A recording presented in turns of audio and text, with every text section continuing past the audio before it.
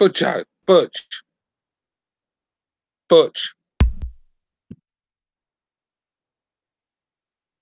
Yep. What's up? Where's BDA these days? Man, we're gonna go live now. Actually, we are live, so we'll talk about it on the show. All right, people, here we go.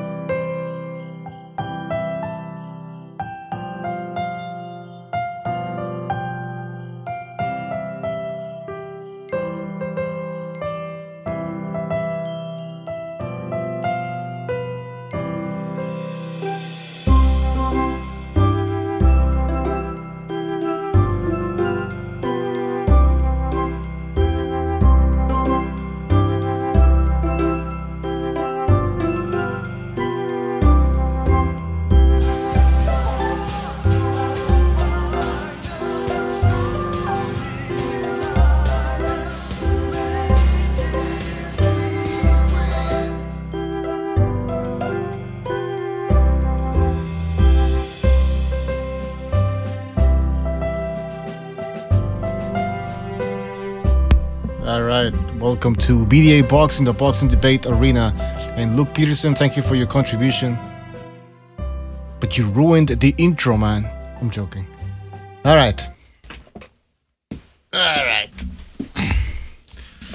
Well, this is one of those shows where there's no fucking topics. We can talk about whatever we want. Got my wine ready.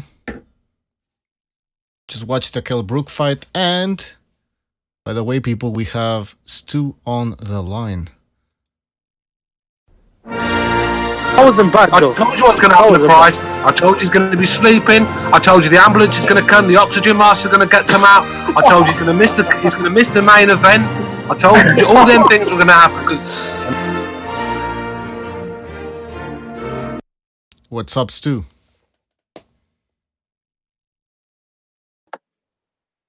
What's happening, Butcho? What up, what up? Yeah, so BDA, man, apparently he's working now a lot, and he has a fucking weird schedule. So he can only... not seen much of him these days. Yeah. Oh, he was here. When was he here? He was here on Wednesday. No, Sunday. That was the last time. So yeah. Tomorrow he'll probably do a show. Yeah. Tomorrow he'll do a show. So. I was just wondering, that's all. Yeah. The show goes on, bro, doesn't it? The show must go on. Yeah. Yeah, we have so many people now. It's the show will never stop now. All right. So, what about this Kell Brook fight? In my opinion, he was doing pretty well, but my God, did he start to fade again at the end? Same old Kell Brook, really, when it comes to fitness. He looks $1 million, but the guy has just abused his body for so many years now. When I mean abuse, I mean drink, cocaine.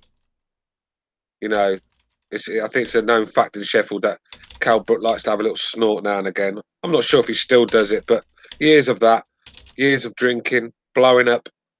It's not good for you when you're constantly blowing up to 175, 180 pounds and then dropping down weight to 147, 154. It's just Ricky Hatton. That's what killed him.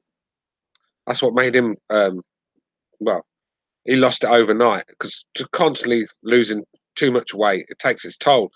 And he was slow in there again. You know, wasn't a good performance, was it? Let's be real.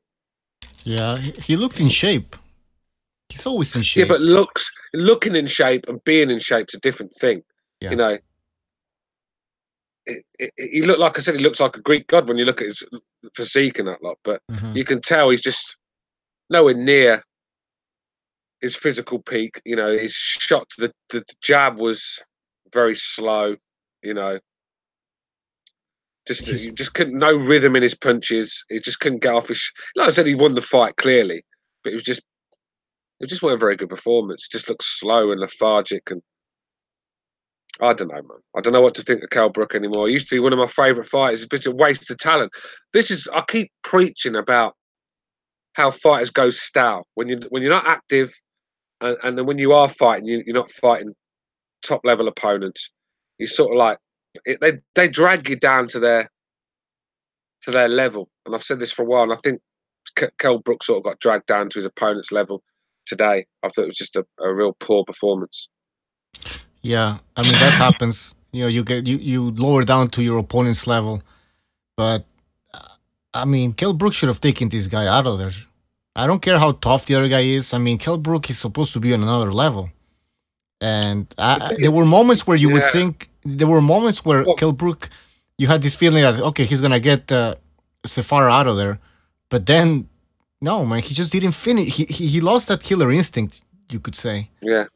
The lazy jab. It was just a lazy jab he was throwing, and the thing that bothered me the most is his reflexes, getting out of the way of shots.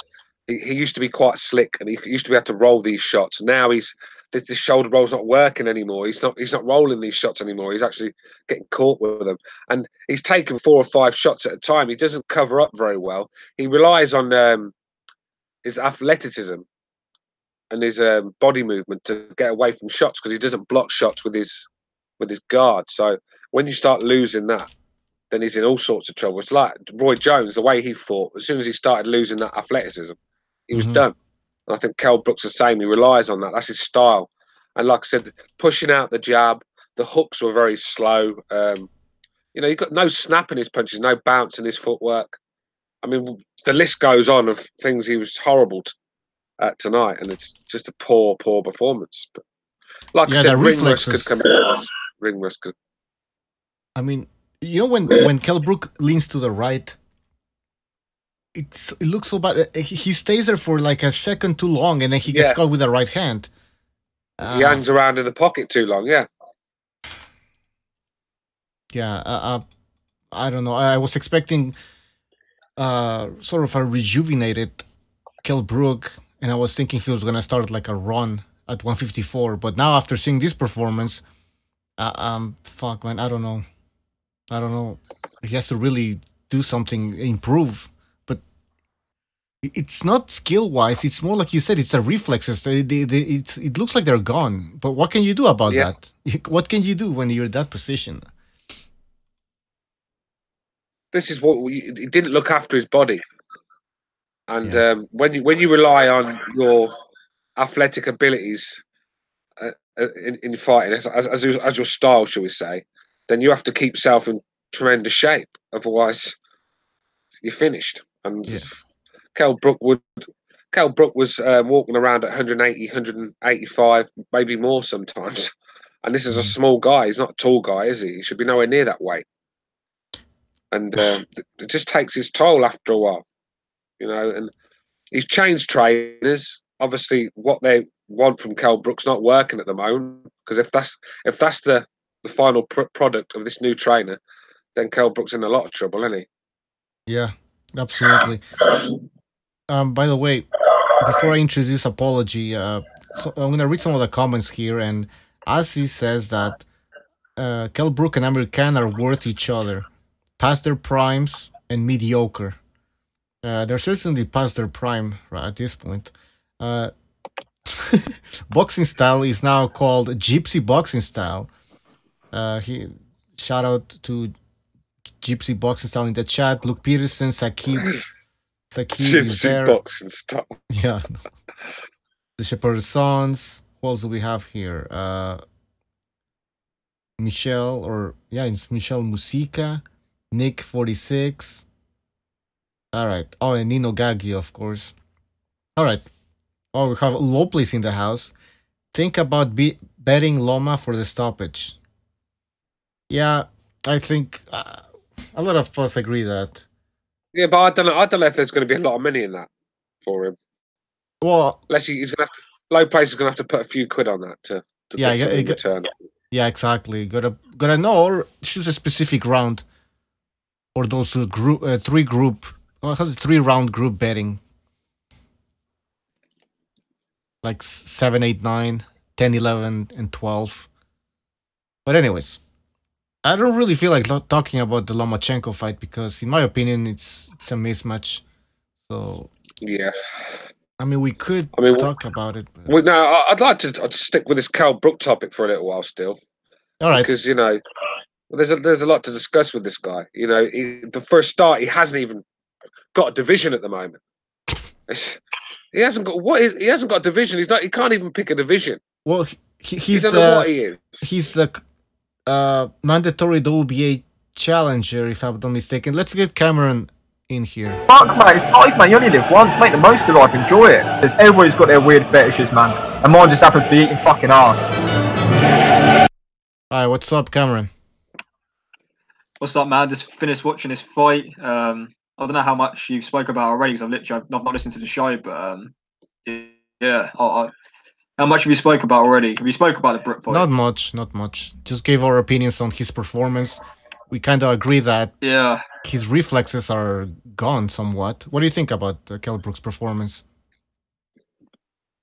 I mean, look, it was really bad, right? I mean, he won the fight, but this is a guy he should have blown away in a few rounds. And I think it's quite. I don't want to sit here and really hate on Brook because it's just a shame because I know Stu was the same for years ago. I thought I had a lot of sort of promise for this guy. I kind of really thought he was going to go on to be one of Britain's greatest fighters. I thought he had the potential to do it. When he beat Porter, and he took that Golovkin fight, and it was just career suicide after that. I feel this guy's 32 years old, right, and he's shot, or maybe not fully shot, but he's on the decline when he should be in his prime of his career right now, and he's not. He's just past it, and I agree. His reflexes weren't there tonight. He was getting tagged up, and he was getting. He's not had a decent win since Sean Porter, and I'd like to know how many years ago that was because it's getting on for a few now. It was in August 2014 that fight. There you go. Jesus there you go. We're in 2019. That's what I'm saying. That was his last decent win. The last World Cup. That was when fucking Brazil 2014, man. I mean, the last time, fucking Rivaldo was playing the last time Kell Brook had a decent win. Holy Christ. Yeah, this is what I'm saying. This guy is this guy's blown his career. When he was at the peak of his career, he fucked around fighting Jojo Dans of this world, the Biziers, always getting injured. Then he gets stabbed. This guy used to be one of my favourite fighters. I'm sitting here telling you now, his whole career has become a farce, a joke. Like I said, how can you defend a man, right? That's his last decent win was against Sean Porter in 2014. Are you saying he's overrated? Are you saying he's overrated? We can all get credit for fighting. We can all give him credit for fighting Golovkin and Spence, but there's a lot of fighters that have fought Golovkin and Spence, and they got their ass whooped as well. So should we give them credit?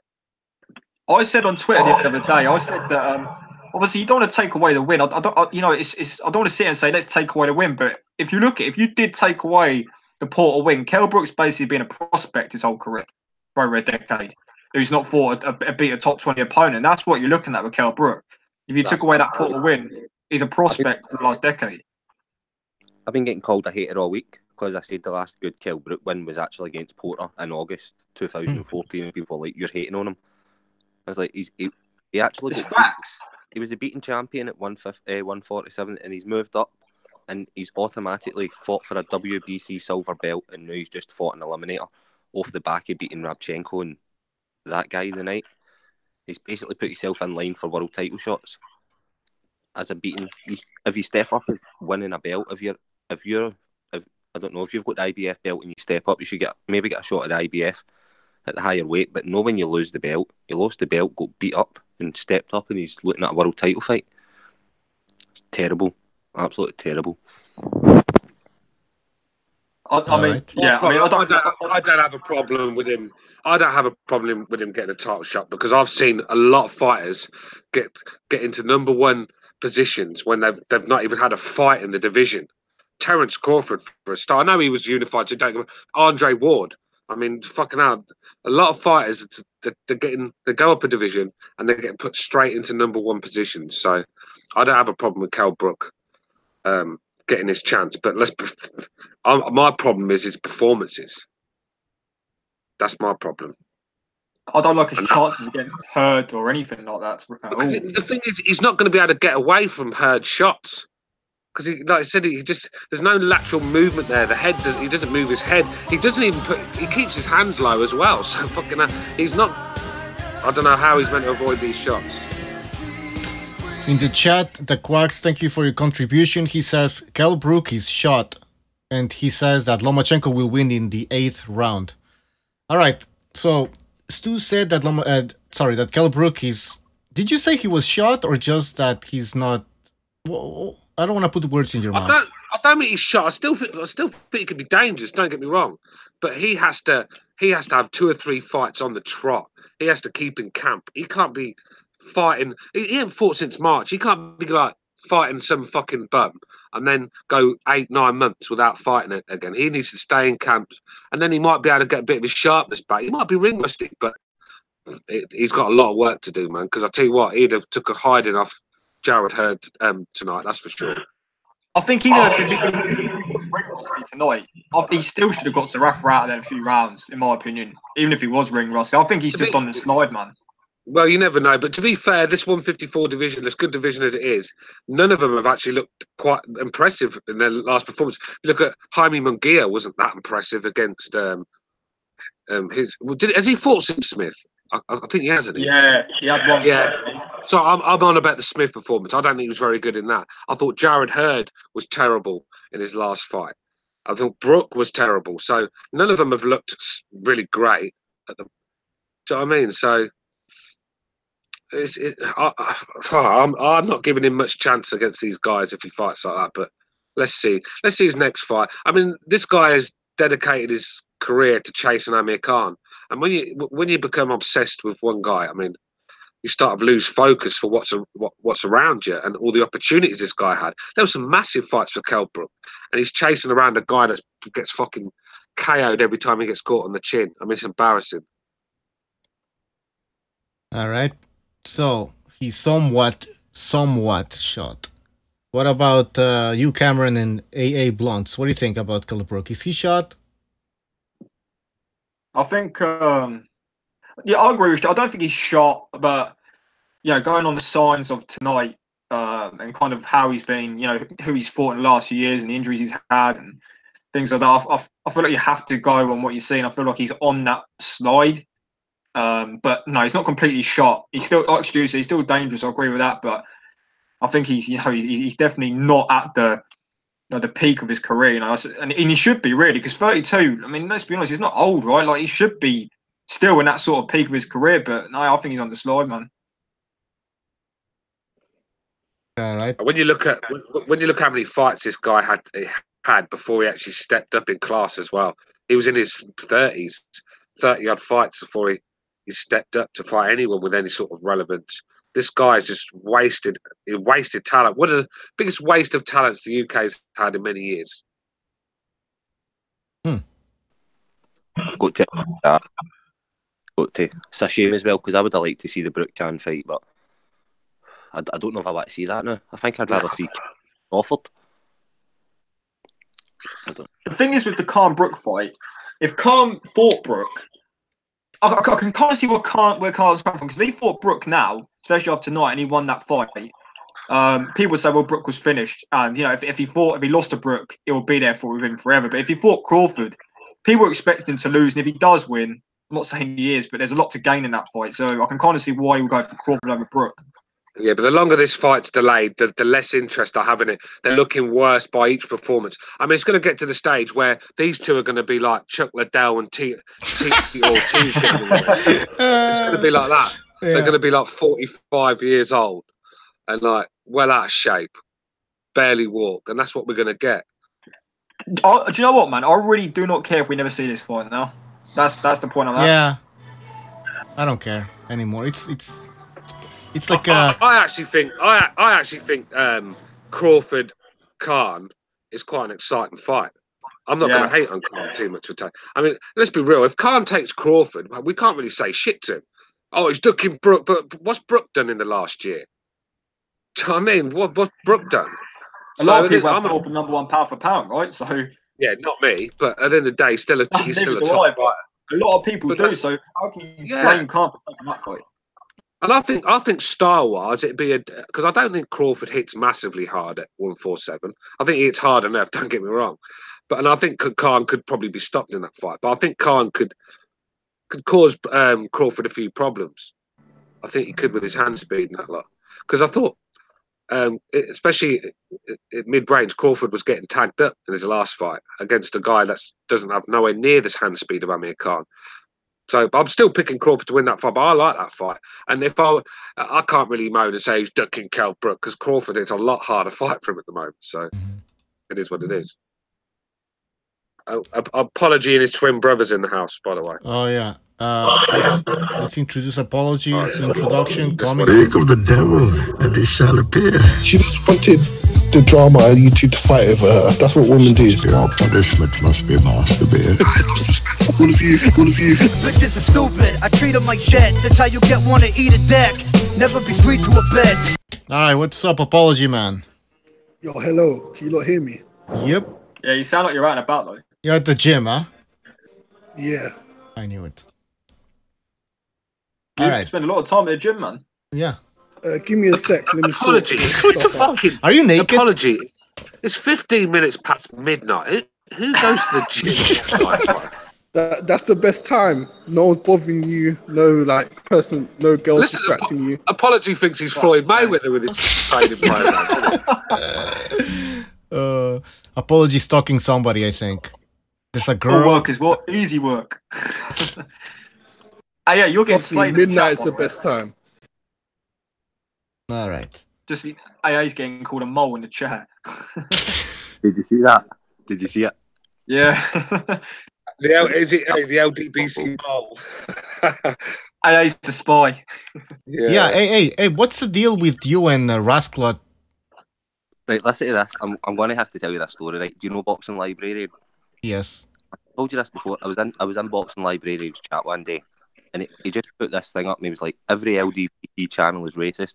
And I put up a message, and I said, that's a bit steep, mate. You can't call every single LDBC channel racist. And then he started to proceed to tell me that he was watching an LDBC chat, and he seen something in the comment section that said that all British people were slave masters. So that means every LDBC chat is racist. And that's why Rasclot doesn't like me, because I called him out. And Rasclot was sat there while the guy was saying it, and I was like, you sound like my dad. You sound like a 19th national front member.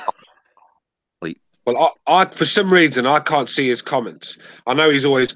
It comes up on the chat that you put on the screen, but actually in the chat through the live, I can't see his comments. I don't know if he's blocked me or something down there. But he's LDBC chats. He's always running me down. So Butcher, if he gets out of hand, give him a timeout from me, will you? It's Low Place in the chat, by the way, because I saw somebody speaking to Low Place in the chat 2 minutes ago. Hey mate, BDA's taking him down every time he enters the door. BDA's fucking drop kicking him out of it, mate. He keeps timing him out.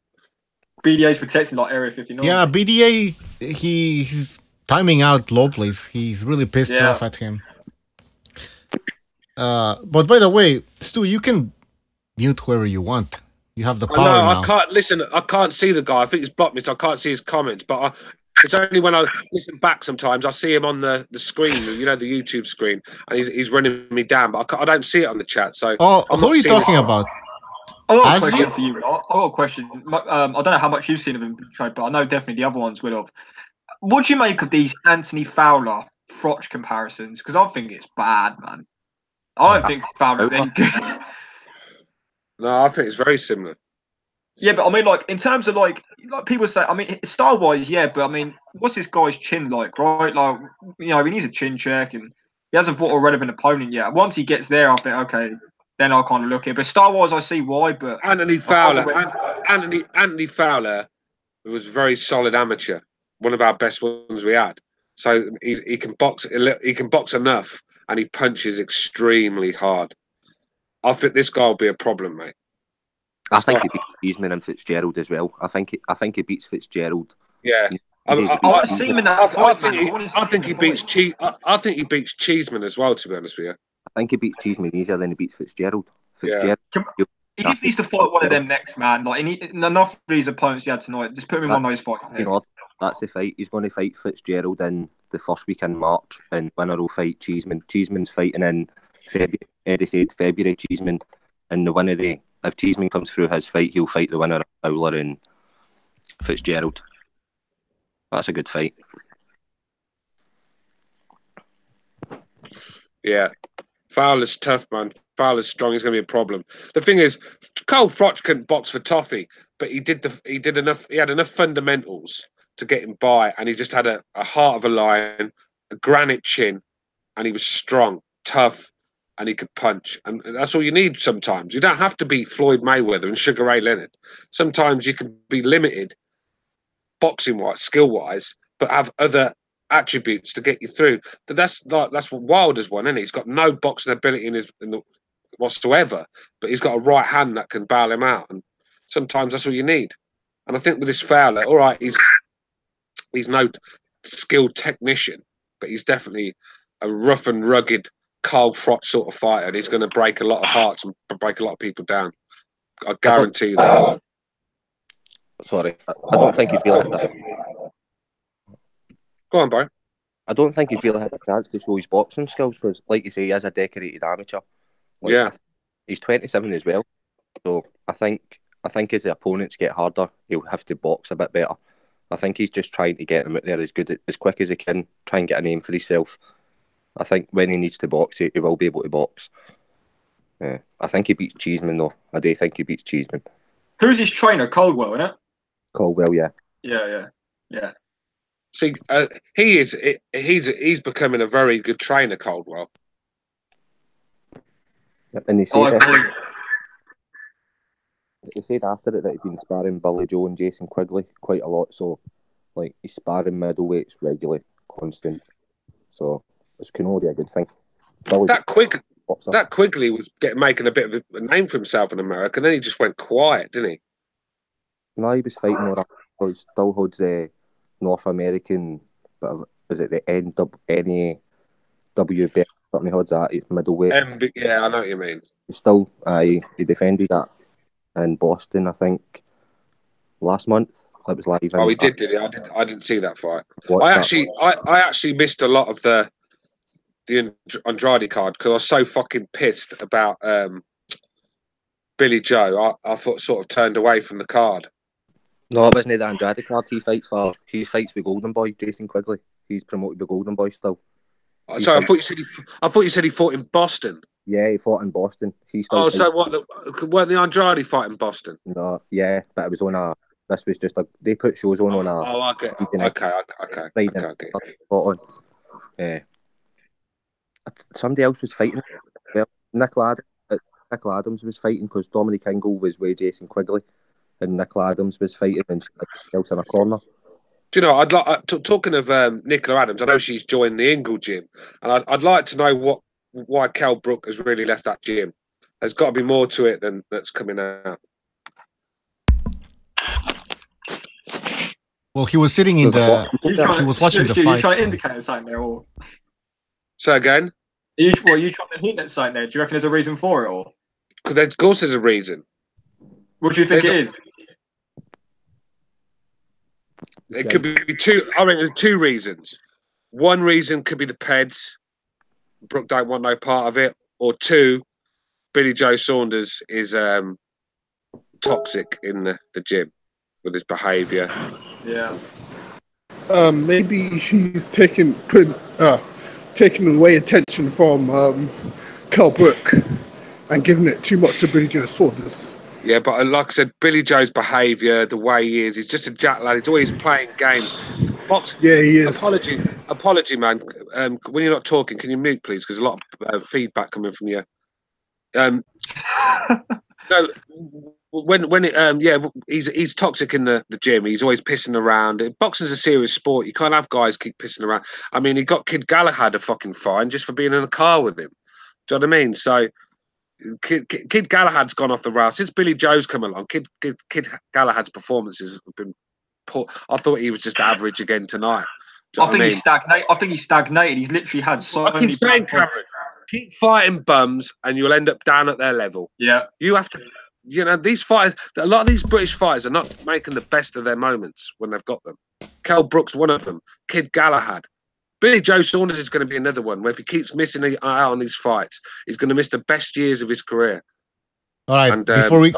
Sorry to cut you off, but before we continue, we have to introduce... First of all, we have Gypsy Boxing Style. I'm gonna blow this internet up right about now. Bro, what's up? What's up with all that shit talking, bro? I'm being real. I'm being real. Because I picked honest. All right, what's up, Boxing Style?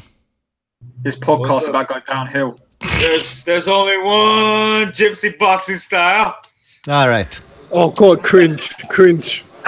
This show's gonna suck now. Hey, there's a comment in the chat saying that Kell Brook smashed Michelle Joy Phelps. I mean, I don't know if that's true or not. I mean, that's one of the reasons. But probably is. Stu, who hasn't smashed her? Who hasn't smashed her?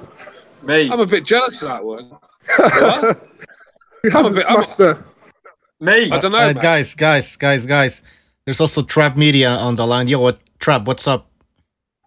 What's going on? What's the deal? Not much, man. Welcome back. All right. The hell we're talking about? We're talking about Kell Brook and Kell Brook smashing Michelle Joy Phelps. What else? She's overrated. She's overrated in my opinion. She's not ugly. I don't think she's that good. She's got a lot of weight as well. I'm not saying she's not fat or anything, but she's got a lot of weight. Listen, mate, don't you worry about that. Michelle Joy Phelps she's all right. I won't go there, man, because I don't know. Oh, bullshit! Shut up, Cameron. Shut up, man. Look at Cameron. Yeah. Why are you lying, Cameron? Why are you lying? Cameron Pitt over there. Yeah. I got better standards than her, sadly. Oh, please, man. Yeah, all right. You're lying. Why are you lying, Cameron? She's got STDs writing all over the place, man. I don't want anything to do with that. Have you never been with a girl that has similar to her? Oh man, the slut shaming is real today. Yeah. Speaking of sluts, Boxing Style hasn't said much. Yeah. Listen, Cameron, you'd be up that You quicker know why I than don't say Racket. shit, bro? You know what I'm saying? Because I'm checking the odds on this MMA fight. Max Holloway and Ortega. Yeah, Stu, I don't know, man. I mean, maybe alright. Yeah, you'd be up that quick. You'd be up that like a rat up a drain pipe. You'll be kissing her feet. Oh no, I won't go sucking her dick. Yeah, you'll be licking it and be like, oh, you baby. You know what it sounds like? Sounds like Cameron made a mistake with a dude once in his lifetime. Hey, oh my God, Cameron, my God, oh my God.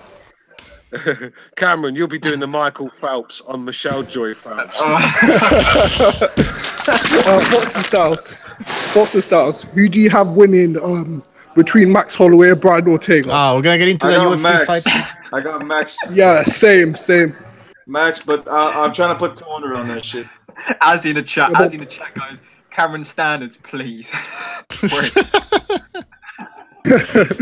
I think Brian Ortega might pull it off though. This guy's dangerous. I know, but Max. Max is pretty resilient. Max is a freak, man. Like his work rate's over. I've got Ortega and Joanna winning tonight. Oh, good luck with that. Nah, Joanna's gonna lose, man. Hey, if Ortega loses, don't be surprised if Max Holloway pulls out of that fight later on. Won't be surprised at all. Nah, I don't see that happening. Got a quick question for the panel. How everybody felt about that last Big Baby fight? Oh, fuck off, what? Man. Fuck Big off. Baby. No one cares. Oh yeah, it's true. You're a fan. You're a fan. Miller. All right. Yeah. Go ahead. No, I was saying I was real impressed with Big Baby's last fight. I think you guys failed to talk about it, failed to give him some credit. Big Baby's gonna blow up 2019. He's coming. I don't want y'all hopping on the bandwagon. To be fair, Trap, we forgot all about it, mate. It was like forgettable. It was such a crappy fight that nobody remembers it.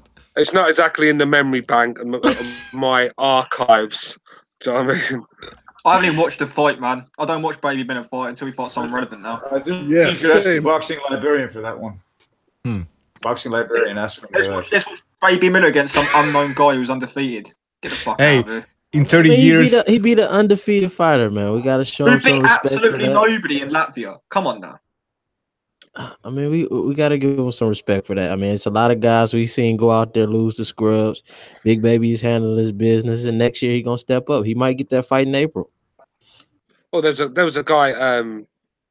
Joe, is it Joe Carroll? What's John O'Carroll? John O'Carroll, right? He fought a guy that was 47-1. What does that mean? Never seen the guy fight in my life. It was the first time, and he fucking went to toe with some average guy from the UK, man. 47-1. This guy was. Can we get something straight? Right? If somebody's undefeated or has got like a 14-1 record, and they've only fought in Argentina or Italy, they're shite. Let's be real, they're shite. We can agree with that, but what I'm saying is we seen Danny Garcia go out there against a Mauricio Herrera. Everybody was counting him out, and everybody know Mauricio Herrera won that fight. So just because you fight a scrub don't mean that you got to go out there and look good. Big Baby's doing his thing. We got to give him some credit for that. Next year he's going to step up. So on your criteria, then, you're quite happy with Kell Brook's performance tonight, then? Oh, absolutely. I was disappointed. Y'all know I'm big on Kell. Oh, wait a minute. Tonight I was disappointed. Yeah. Well, he took a step back. Yeah, same here, Trap. I used to be a big Kell Brook fan. I used to get a lot of stick on the Boxing Voice about it. Fuck, they used to give me some stick about Kell Brook. They used to call him a Eurobum and all sorts. And I'd Kell Brook and Billy Joe. Yeah, I'd back that guy. I'd back him to the death. But fuck it, I can't back this guy no more. You know, how can I back this guy? Yeah, he took a step back. I mean, the guy who fought him, Zephyr from Australia, he fought a good fight, but Kell Brook was getting hit too much. He was kind of chasing that knockout too. He hasn't worked on improving his defense. Kind of walking him down a little too much. He ain't let the fight come to him. Kell Brook will land a couple of classy shots and then just sit there admiring his work. Sort of thing, and then before you know it, he's getting 3 or 4 in return. But he doesn't counter punch anymore. He just the counter punch. It's just there's no counter punching from. Just that, you know. Go back and watch how he fought against Sean Porter, bouncing on the feet, very slick, very hard to hit, very strong in the hold, very crisp, accurate punching. That's all gone. It was all slow, lethargic work. The jab was just fucking horrible. The jab was horrible. Some comments in the chat. That's his best weapon. Some comments in the chat. Hold on. Some comments in the chat. I see something is going, like the love for the sport. Hey, okay, hold on.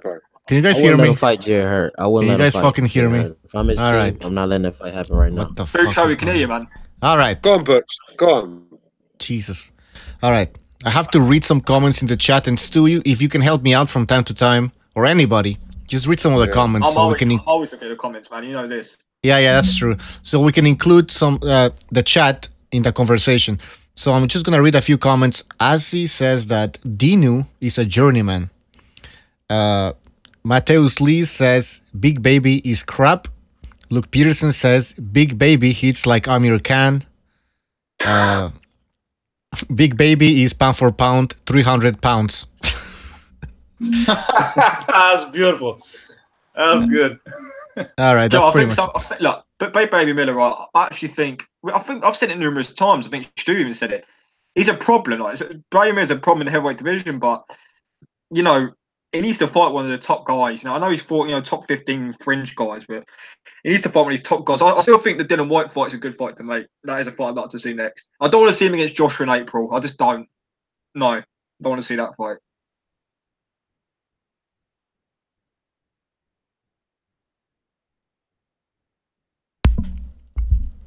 Hello? Yeah. Anyone there? Yeah, I think people dropped. Hey, by the way, Stu, why did you time out that guy? What was he saying? He just called me a drunk redneck. Now, all right, but Stu. These guys that make these comments, right? We go on their channels and just say Fury won the fight and we're getting blocked. Yeah, they expect to come on out on this channel and just call me a drunk redneck. For one, I've not had a drop of drink. I barely drink, and for two, I'm not a redneck. So you've got a timeout. You've got 300 seconds, I think it is, to think over your words and come back and have some manners. It's cool. Are we joining the PC America push over here now? What's going on? Chap, there's nothing PC about it, right? If for one, I'm not going to be tolerated to be called a drunk redneck when I'm not even a fucking redneck. So if you're not a redneck, then who cares? Says the guy who was complaining about slut shaming. I mean, come on, you gotta let the women be free, man. We can't be bashing. Look, I agree to some extent, right? But Michelle Joy Phelps is shagged 90% of the fighters going. So, I mean, as long as they don't get in my way, they can do what they want. Michelle Joy Phelps, if she had a cock, she would not be anywhere near the level she is in terms of popularity as a boxing interviewer. Sorry. Oh. Yeah, that's most women, though, isn't it? If she didn't have a pair of tits, she had a cock, nobody would be interested in her work. She can't interview for shit. She cannot interview. That's most women. But that's most women, isn't it? No, she does kind of, wait, she does kind of look like Radio Raheem, so I might pass. That's my opinion. Wait, what boxing styles? What? Nothing. Just get on with your conversation. But look, as far as Baby Miller, he's fought some decent guys. We say some solid guys. But do you blame him or do you blame Eddie Hearn for not having a step up fight? I mean, who do you blame right now? For bringing this topic up all the time, man. We've spoke about this topic, man. Jarrell Miller. Are we talking about I'm assuming you're talking about Baby Miller, right? Yeah, but as far as his career taking that next step, he has Dillian White over there. He has some guys that he can put. I don't blame anybody. I just think all the guys are busy, right? Like White's got a fight lined up. I mean, why not fight Ortiz? Why not fight Luis Ortiz, man? Why not fight Ortiz next? We know none of these guys want to fight Ortiz. You know, they all said it. Dillian White said, if he fights Ortiz, it'll prove a point if he beats him. You're like, okay, then you know he's legit, right? Yeah, I think he should. I agree. I think he should. But some reason none of these guys want to fight Ortiz. Are you sure about that? Because George Joyce is about to fight him. Oh, he called him out. It's going to happen. I think that fight is a very tangible possibility. It's a good fight. I mean, you spoke about it. Round of applause for Joe Joyce. If that's true, round of applause. Finally, somebody stepped up. I think Joe Joyce is going to knock him out, though. I didn't watch the last. How did Ortiz look against Conference? He looked slow, man. I saw him fight in the stadium, man. He was gassing out and shit. Like, he was beating his ass up, but he's gassing out low blows too, unnecessary low blows when he's whooping his ass. Is this Ortiz and Kaufman? Because I didn't see this fight, man. I didn't see how Ortiz. Yeah, it was a crap fight, Cameron. It was crap. Pretty shitty. Or it's gonna be sad to see Joe Joyce's career end before it even started, man. Wow! Come on, bro. Ortiz is gonna get slept. Bro, it's a young man fighting an old man. I mean, come on. Before I introduce Recognize the Matrix, remember that after the fight. I'm gonna have to step in here. The topic is Kell, Brook, Lomachenko. I'm not talking about fucking Baby Miller or not. Yeah, you're right. Yeah, good idea. Good idea. Before we continue with this, good points too. Let's introduce Recognize the Matrix before we continue this Kell Brook discussion. Don't get fooled when they tell you that the crime rate is down in New York. Every time I watch the local news, they're always talking about, well, there was a stabbing here, there was a stabbing there, there was a shooting there, but the crime is down. What's up, Recognize? Yo. What's going on? Not much, just discussing the Kell Brook fight, so let's continue. Shout out Luke Peterson in the chat. Is Kell Brook fighting today? He did. He already fought. He looked shocking, man. He went 12 rounds with Michael Zarafi. You know that male stripper that Peter Quillin knocked out? Who the fuck is that? Who the hell is that? The male stripper that Peter Quillin knocked out around that time. Wait a second. He went 12 rounds with a stripper. Yeah. Male stripper, yeah. And he was getting lit up in there, man. He's done. He's done, bro. Yeah, everybody in the chat need to go to Kell Brook's Twitter, Instagram. Tell him to retire. He's lost a step. I don't think he loves the sport. No, seriously, I'm a big Kell Brook guy, but I don't want to see him go out like this. It's kind of like watching Melo in the NBA. I don't want to see him go through those phases with the Thunder and the Rockets. Kell Brook need to give it up. If you're in the chat, go to Kell Brook's Instagram. Tell him to give it up. We respect him. You know, just walk away from the sport. Should we start a hashtag? Hashtag please quit. I mean, I reckon Kell Brook's really. Please, I reckon Kell Brook. I don't think Kell Brook's gonna look at his Instagram post and say, "Oh, Dave and Alan think I should retire, so let's retire." I mean, what's left? Doesn't Kell Brook have a Twitter account? You let him know about Twitter. Well, Eddie Hearn runs it though. Eddie Hearn tweets off it. You know what I mean? So. Oh. Yeah, save Kell Brook. He do it. I mean, who wants to see Kell Brook versus Jarrett Hurt at this point? In the chat, Backmaster is saying #save Brook. #save Brook. Everybody go over there. #save Brook. We don't need that Jarrett Hurt fight. Not at this point. Not this Kell Brook that I've seen. Jarrett Hurd looked like shit in his last fight as well against a bum from the UK that lost 6 fights. Good body shot. Good body shot though. Bum from the UK. He did look shitty, man. I was surprised. He looked like he had an off night. Yeah, I guess so. Had an off night. Yeah, I don't think he's a. I don't think he's shitty in terms of like, oh, he got exposed. I think he just looked off, man. I think that injury played a part, maybe. Could have. Yeah. That's why I want to see Lomachenko against Pedraza, even though I think that's like a warm-up test to see where, after the surgery or whatever, to see where he's at. True. Kind of interesting in seeing that fight. Nobody giving Pedraza a chance here, I take it? No chance? No. What you saying? Stop it? What you saying? 10th round TKO. If it's Lomachenko that beat up Linares, no. He don't have more chance of Michelle Joy Phelps passing an STD test. The same as yours, Cameron. That's true. Apology. Get back to looking at all those sweaty men in the gym, mate. What's with you against Phelps, Cameron? She blocked me on Twitter a while back, man. Oh, so that's what it is. There it is. You got rejected. You got rejected, Cameron. Let me tell you the story. Right? Let me tell you the story. So she used to follow me on Twitter. Typical behaviour from a guy when he he can't have what he wants. I know what happened. I know what happened. Let me tell you the story.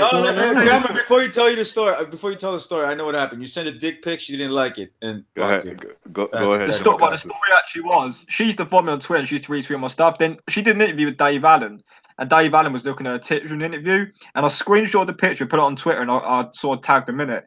And she blocked me and screenshot it saying, "This is absolutely vile. Who would tweet this? Blah blah blah." And she blocked me for posting that picture. So just because I said think there's more to this story. Let's be real. Everybody looks at her tits. There's more to this story. That's the only reason she gets people listening to the interviews. I'm pretty sure there's more to this story. Something that you're not telling us. Sexual harassment, right there, bro. Sexual. I'm sure there's. Everybody dropped. Recognize about to say that there's more to the story. Yeah. There's not more to the story. That is the story. You know what I mean? And be honest. You took a picture of your ass. You sent it to her. And she said no. Fucking asshole and shit, and then he feel the balls. Yeah, I'll send a picture. I'll send her a picture. Tell the truth. You text her and asked her if she wanted to come for a picnic in the forest near your house. Yeah, a picnic near the caravans and all with the gypsies. Listen, none of that is true. Disclaimer. None of that is true. What I said is the truth. No picnic in the forest was offered. All right, lie detector. Where is it? I'll do a lie detector. You know what I mean? No, I think she's actually, she's a good-looking girl, but shit interviewer. Oh yeah, that girl that works for her channel. Oh, she's even hotter, mate. Yeah. Tanya Morgan. I think so. Let me Google. Apologies, is there any hot girls in the gym tonight? No, man. It's late at night. That's why I go. No girls to distract me. Except for men. I don't swing that way, boxing styles. I'm not like you. I don't do that shit either, bro. What's her name? Sure about that. I mean, you was very, very attractive to Canelo Golovkin's physique. You remember that? At the weigh-in, remember that? He was like, "Oh, Golovkin looks so rich." I never said that. He did. He was lusting over Canelo. He was. Oh, question for Stu. Stu, there's Luke Peters in the chat. I don't know if it's true, but he says, Stu's not a redneck, he's an Afghan rebel. Any truth to that? Allah Akbar! And there you go. Yeah. Still if you guys over to shoot you, bro. If you guys look at your screen, if you guys look at your screen, you will see this girl called Tanya Morgan. She does interviews now with Michelle Joy Phelps. I guess she works for her or something. And you guys tell me if she's hotter or not. Oh, I would happily eat her ass. What do you guys think? I didn't see it, so you notice Cameron just I can't see it. Yeah, I can't see the screen. Don't matter what she looks like. I definitely won't be doing what Cameron wants to do. I can't get over that time, Stu, when you had a girl around, you looked at her ass and you thought Cameron would eat that ass if he was it. Can't believe you thought. Cameron would have fucking made a meal out of that. Yeah. Shit. I just can't believe you fought me during a sexual time. Fucking hell. Oh, dear. I mean, from what I remember, Cameron said he'll eat Kathy Dool's ass, so. Oh, damn. Yeah. Kathy Dool. Everything goes from that's there. That's nasty. I never said that, for fuck's sake. You did. I believe it. Yeah, you said it. Tongue and all, you just insert everything. Anyway, did you say you eat Frank Malone's ass? I remember that as well.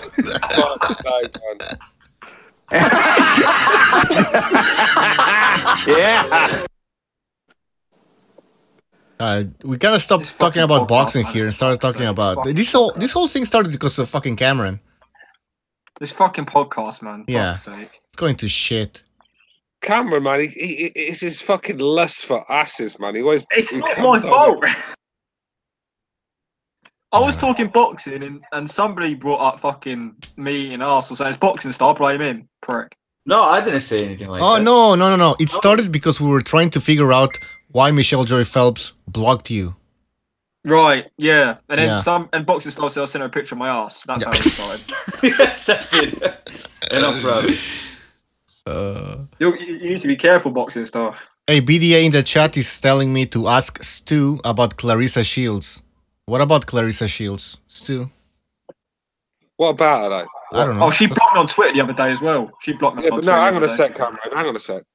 What about Clarissa Shields, BDA? You know, what do you want to know? Yeah, I don't know. I called her out on Twitter the other day. Would you I called her out on Twitter and she blocked me on Twitter. I said she was a racist. I said, shocked you're not giving the white man credit, and she blocked me for that. Stu, I got a question for you. Go on, then. Yeah, would you rather ban Clarissa Shields or your transsexual girl, friend who's a girl? What the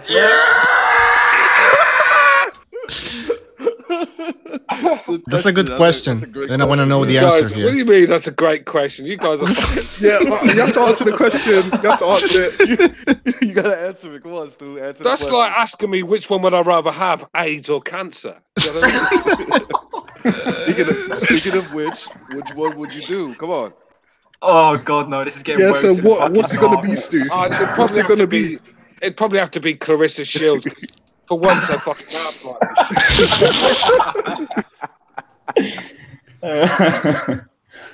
like while I'm doing that, she's not talking out of a fucking cake hole, is she? Hey, you guys, all the girls give the best head. All the girls give the best head. You guys see that in the chat? BDA in the chat goes, Gina Carano, I'd lick her blood off the floor. Hey, you guys seen that interview with Michelle and Tyson Fury where he's trying to hide his junk? Because I guess he had something sticking out there at the time. I remember that interview where Michelle Joy Phelps was interviewing Keith Thurman, and Keith Thurman was started crying in the interview. Michelle Phelps started rubbing his leg, and I thought to myself, if Keith Thurman, if he hasn't got a hard on right now, he's definitely fucking back on the other side. Tyson Fury for sure had a hard on because he was hiding that shit with a pillow and shit right next to him. It was ridiculous. Why are you even looking down there, Boxing? No, bro, it was obvious. People were talking about it in the comments. It never crossed my mind. It never crossed my mind. I look at the comments and they're like, oh, he's hiding his shit with the pillow. I'm like, what are they talking about? Yeah, boxing style. There's a little trait going on, man. You're talking about people's bodies at the weigh-in. Most of us clicked on that video wanting to know what fucking Fury's got to say, wonder what shape he's in. It's not boxing style. He wants to know if he's got a boner or not. The fool had a boner talking to Michelle, bro. This fucking podcast give me the death of me, man. I'll tell you. Ducho, get control of the podcast. Yeah, I tell you what, mate. All right. If there's a degenerate lowlife around, this podcast will find them. Yeah. If you can, if you built it, there's a nice clip of Gina Carano on the screen. Nice one, Bucho. Yeah, thank you. All right, so, okay, let's talk boxing here. What can we talk about? I mean, okay, we have several options. Either we continue talking about Kell Brook, we talk about Lomachenko, we talk about the UFC fight, or the WBC and they're mandating the. So, in fact, the UFC fight's pretty good, right? Like the UFC card's pretty solid tonight. I don't know much about this. Yeah, it's pretty good, man. Ortega and Max is going to be pretty dope. Yeah, man. I mean, Lomachenko fight's a bit of a mismatch, so I'd rather talk about the UFC. But you know what I mean?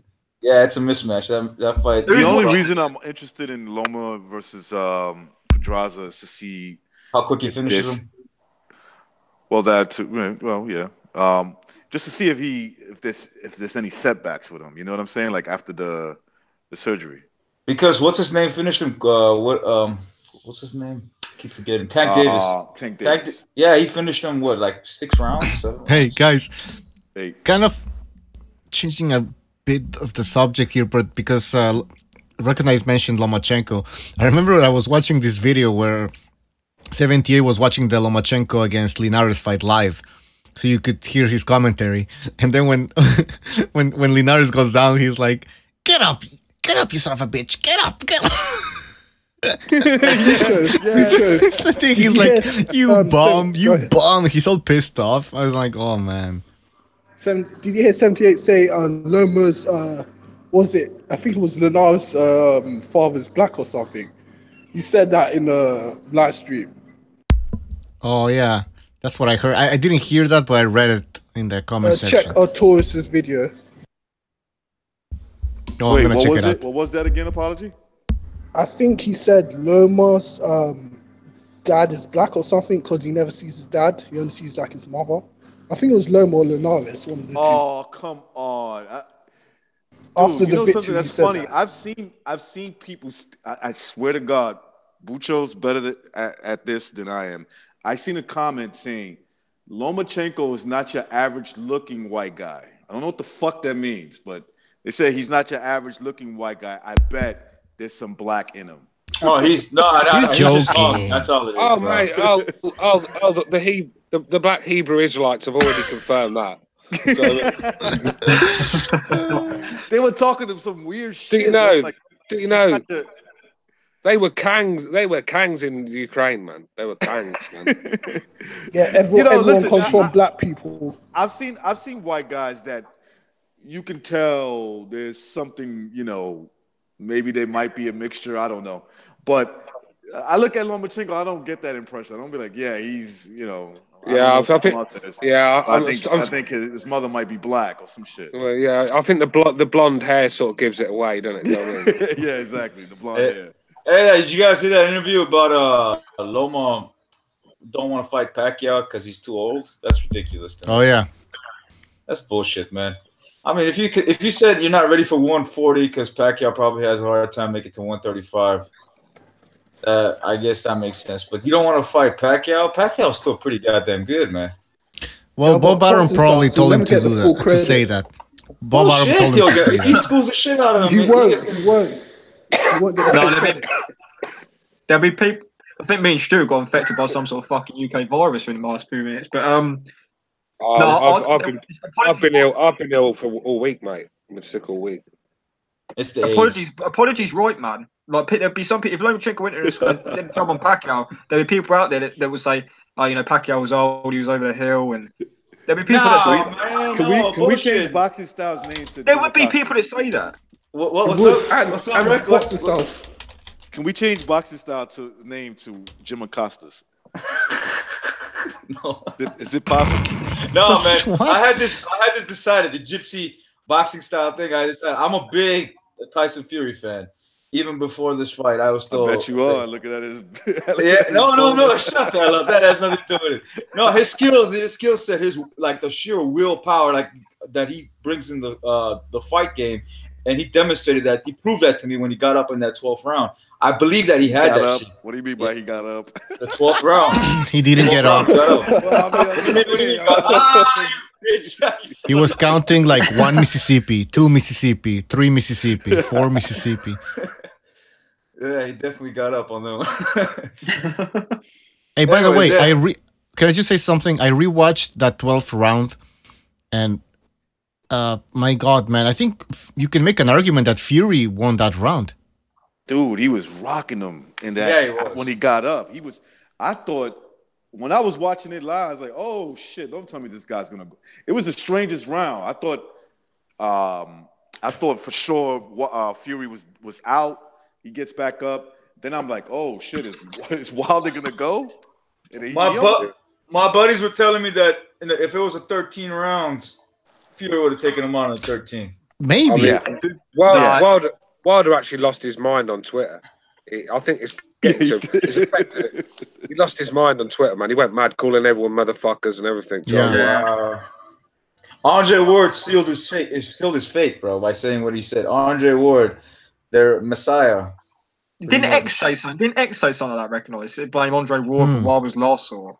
And Andre Ward sealed his fate, pissed him off to the point where he's being rejected by his own people and shit. If you know what I mean. Roy Jones had Fury win as well. I guess he's on that side as well now. Tank Davis. Yeah, recognize. Go ahead. I like fucking Wilder, man. But this shit's fucking bullshit, bro. You shouldn't be talking like that. Yeah, hey, recognize. Did X take my career advice? Hello, recognize? Recognize. Oh, he's not there. Oh, okay. So what the hell? I lost my train of thought here.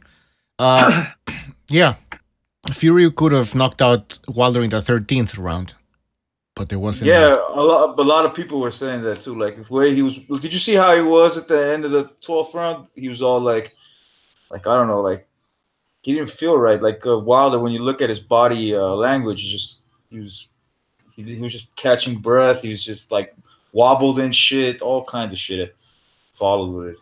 Yeah, that's why, man, I'm telling you, in a rematch, I'm picking Fury by stoppage because he's going to be in better shape and hopefully he won't be making those silly mistakes. Because let's be honest, those knockdowns, they didn't come about because Wilder's set up those punches or set up a trap or something. It was because Fury was just clowning around and being careless. To be honest, yeah, he was clowning around a little bit, but Wilder, I said that he's gonna catch him eventually, like at least once or twice. That's gonna happen. That looked like it was going to happen all the time because, like I said, you can only clown so much in front of someone like Wilder before one of them wild shots lands on the button. Do you know what I mean? It don't even matter, bro. Yeah, the two shots that. It don't even matter, bro. He was still gonna catch him at least once or twice. Yeah, exactly. Yeah. But the fact that he got up, that's so discouraging. Like I actually think the shots that landed on Fury in the 12th round were actually world-class shots. The only 2 world-class shots he threw all night. Yeah, exactly. No, he actually practiced for that shit. He actually practiced the right hand and the left hook right all right. afterwards. No. I don't give a shit.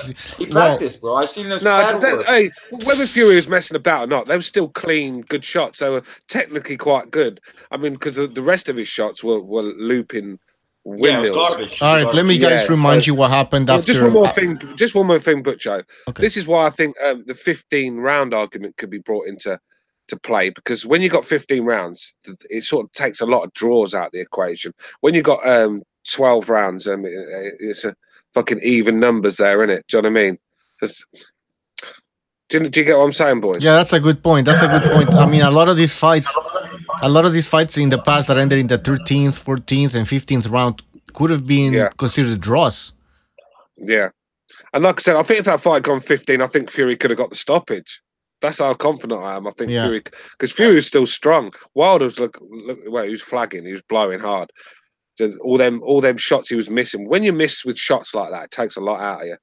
And His father, Fury's father, said that Fury wasn't at 100%, obviously, and that at the 9th round he could tell that he was not, like, his stamina wasn't up to par. I guess that he knows his son. Well, he knows something we don't know, and that's why he got caught in those 9th and the 12th, or else he probably wouldn't have got caught at all. That's what they were saying. He was fighting off of sheer will. That's what he's like. He's fighting with his mind. Like, he wasn't really fighting, physically wasn't there. Yeah, I mean, like I said, I watched the highlights again today. BT brought out a highlights vid for 20. It was a good video. I enjoyed it. It's a very good fight, wasn't it? I mean, when you look at it, there wasn't many punches thrown, but the punches that were thrown, it just made it exciting. And like I said, you got your knockdowns, you got a guy rising from the dead. I think if you actually look at that knockdown again, I noticed it. I don't think Fury was out as bad as people make out. People are saying he was fucking sleeping. They were waiting for his spirit to rise out of his body. Do you know what I mean? Into the heavens. But it weren't that bad, because if you watch that knockout again, Fury's actually looking at the count at 6. He might have been out for a couple of seconds at most, but he was actually looking at the count, waiting for the count to get to 7, and that's when he started to get up. So, he was hurt.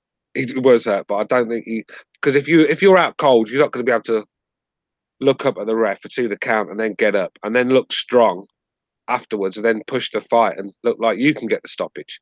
So I think that the myth of this, how badly hurt Fury was, I think it was. I thought he was off for 2 seconds. I think for 2 seconds he was not conscious. He probably was, but like I said, he wasn't out cold because they're complaining about this. Oh, it should have been waved off straight away. But I don't think he was knocked out cold, guys. No, I don't. I think he was just a little stung and disappointed. Like, fuck. Like, he's probably like, damn, it's too late. He probably didn't want to get knocked down at that point. I'm sure there was a little bit of him that was frazzled, but not like fucking hurt real bad, because he got right back up. When he got back up, he started like to. If you look at, it was pretty early in the round, but if you look after that, he wasn't taking it easy. He was starting to hurt Deontay Wilder, like he wanted to take him out. I'm just going to take over because Butcho's going to get some wine. I don't know if he's going to shop, but I'm just going to host until he gets back. I was going to say, hang on a minute, boxing style. I just want to ask a question. Fucking hell, man, it's hard work sometimes with boxing style. He's a lovely old guy, but fuck, he knows how to interrupt. All right. I just want to ask a question. The news is that Mark Breland walked out. I didn't notice during the fight, but if you actually look back at the videos, he actually walked out halfway during the fight. He's there giving instructions the first few rounds, and then the latter rounds he's not there. So I want to know what you guys think about Mark Breland walking out, and why do you think he walked out? Because Mark Breland's getting a lot of stick for his coaching abilities. Now maybe Mark Breland is frustrated with Deontay not listening to the instructions. Maybe Deontay's making Mark Breland look a lot worse than he is. I want to know what you guys think. That's exactly what it is, bro. That's exactly what it is, because Wilder relies too much on his power, and he forgets skill. He just tosses it. Like in the first 2 rounds, he was doing all right, but he got clobbered at the end of the round, which Fury took that round. That, in my opinion, because of those reasons, he was doing all right in the very first round. Second round, Fury just started to open up on him, and it just started to go just like that from that point on. And well, I don't know what round that fool left, his coach. I don't know, but obviously the moment when Wilder's throwing some wild punches, that's the moment he's like, no, this fool ain't going to listen to me. Yeah, cool. I want to get AA. I didn't even pay attention to that. Sorry, recognize. I just want to get AA in quickly because AA's been quiet for a while. I want to see if he's still with us. Are you there, AA? No, I'm still here. I was playing pool. Yeah, what do you think about the Breland incident? Do you think there's a future between them two now? Do you think it's done? It was strange. I never noticed it at first, but I did notice it when, like you're saying, when I watched back. He either had the shits or else he gave up. It's the only reason you leave the corner. You only leave the corner if you've got the shits, or else you don't want to be there. And he said he had the shits. Is that what you're saying? No, that's the only reason you would leave. Either that or he's not interested. Yeah, maybe he had to take a shit. You know, Yeah. first Well, of all, his fighter's fighting like shit, and maybe he was like, you know, I gotta go use the bathroom after this. I mean, the way fucking Deontay Wilder's been shedding weight lately, I think he's got the shit as well. Do you know what I mean? Yeah, he's losing too much weight, man. I don't understand what's going on. But that's one of the most bizarre things I've seen, really. A trainer. I mean, even when a fight's getting schooled, they hang it out, don't they? But this guy, that is not the actions of a guy that thinks his man's winning in the first 6 rounds, is it? If you're walking out. Seeing that BT thing, did you see the Ben Davison? They done a special for Ben Davison and the cut. I didn't know. And every round, Ben Davison's got to be applauded for that. It gave you the full 30 seconds in at his corner that was filmed, and they turned the volume up. You could hear Ben giving instructions, and he'd done a great job. He showed great maturity in there, and he gave great instructions. Let's be real, Tyson Fury nearly got a spot-on performance. It was nearly a spot-on performance. You can't complain. Unfortunately, that knockdown took a bit of shine off it, but Fury still won the fight. Ben Davison, for a guy his age, I mean, it's going to be good to see where he can go, because he obviously looks like a very talented young man. Do you know what I mean? I'm going to have to watch the fight back again, because I've watched it a few times. I actually watched it. Somebody filmed it from inside the arena, and they had a good view. And I watched it back on that as well to see the shots a bit clearer. Because sometimes on the TV, though, you can't really make them out. But Wilder actually did land a good few body shots in the first couple of rounds that I never noticed at first. But he landed an uppercut too. He was good, man. They're discrediting him, but you have to understand that you're dealing with a master boxer here and a guy that's barely basic. I mean, like I don't know, like you could rate him a little bit above average for Wilder, but I mean he has that power, and that's the equalizer. That's the only reason why. I mean, he was able to push Fury around a little bit too in the fight because of his power. Whenever he hit him, you can see bruise marks on Fury. You watch his body. I want to get Recognize in quickly because I interrupted Recognize. Recognize, what do you think about this Mark Breland stuff? That's weird, man. That's all I got to say about that. That's just weird because, it could be that maybe he had to go to the bathroom. It's weird how he trains him and he fights the way Wilder fights the way he does.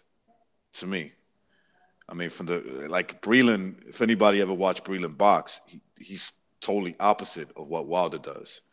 Besides that, 1-2 that he'll throw occasionally.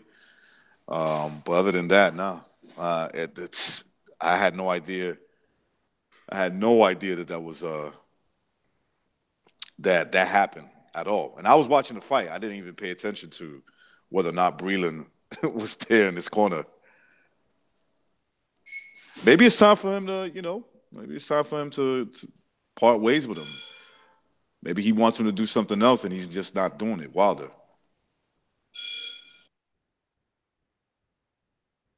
Might join Domingos, Jim. Wilder's an emotional guy, man. He gets really emotional real quick. He can't control his emotions. That's a big thing that you have to have that composure fighting that he's lacking in because he's so into his power punching. I knew that as soon as he did that rant about race and 400 years of slavery, I knew that his head was gone and he was going to fight Wild, and that's when I really fancied Fury then. Because I did pick Wilder to win the fight from the start because Fury was unknown to me. I didn't know what Fury was going to get, so I had to go Wilder. But as the fight got closer, I started to lean more towards Fury because I could see Wilder's head had completely gone, and Wilder's not smart enough to block all that out and fight with a game plan and keep cool and collective. He's just not that smart. It fights off emotions, and it suits Tyson Fury. When you're fighting a skilled boxer, they love a guy that's angry, swinging from the hills. Yeah, pretty much. That's what happens. That's bread and butter for a boxer. Yeah. It really is. But see when they done the weigh-in? Remember they done the weigh-in, but they never done a face-off, and they were kind of separated. Yeah. Tyson Fury was actually shouting stuff at Deontay Wilder. BT released that as well, and Showtime. Tyson Fury said to him, I'm going to make you fuck your mother. That's what he was shouting at him. And then he was shouting at his brother. So it definitely was inside his head. I think that same Tyson Fury we saw with Wilder would have boxed the shit out of AJ. I'm being real. It would have made him look bad. I just want to ask you guys, I want to go through the panel. I want you to give me your order of your top 3 heavyweights. I'll start with Recognize, and I'll go down the list. Recognize. I want 1, 2, 3, you know, in order. I got AJ, Fury, and Wilder. So we've got AJ, Fury, and Wilder. Boxing style. I got Fury, and it's a toss-up with AJ and Wilder, man. AJ is, I don't know what he's looking like, honestly. But so far, the chin of Wilder has proved to me that he if he catches him, it's not like AJ has that ability to get up like, what's his name, Fury. So I'm gonna go with Wilder. AJ has proved that he's got the ability to go. Yeah, right. His recovery time. Listen, it's not that let's not get too. I'm a Fury fan myself. Let's not get too hyped here. That right hand that Vladimir Klitschko landed on Anthony Joshua would have knocked out a bull. It would have knocked out a bull, an elephant. And he landed that same shot on Klitschko. Not the same exact shot, but he landed, not bad, Fury. He landed on Fury that same shot. Not exactly the same shot, similar shots. And Fury, it's just, nothing like that happened to him. Nah, that shot, that was him, man. He nicked him and he still dropped him. That's how good fucking Wilder is. He never caught Fury with a clean shot. I mean, that shot, he set that up, Klitschko, beautifully, and it landed clean on the burn. He didn't land that same punch. Come on. It's also the fact of recovery time. Wilder has a better recovery time. Boxing style. Yeah. Give me your top 3. There's other people waiting. I said Wilder number 2, number 3 AJ. So you got AJ 3. Yeah, I got What AJ about 3. you? What about you, Butcher? Fury, Joshua, Wilder. Apology. Joshua, Fury, Wilder. And AA Boxing. Fury, and then toss up between Wilder and AJ. I really think Wilder's got AJ's number, even as bad as he was. I really do think he's got AJ's number. Yeah. See, I'm going to go with Fury first, but only because Fury for me has the 2 best wins. I mean, he's got a Klitschko that was a lot fresher than the Joshua win, and he's beat Deontay Wilder for me. I don't care what the history books say and what the records say. He won that fight. So for me, he has to be number 1. Joshua number 2, Wilder number 3. So it's looking through the panel. We've got Fury at number 1 at the moment. If we have to, what about me?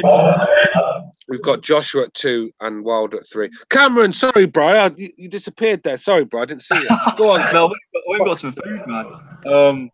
Yeah, I've got Fury number 1, Joshua 2, Wilder 3. Yeah.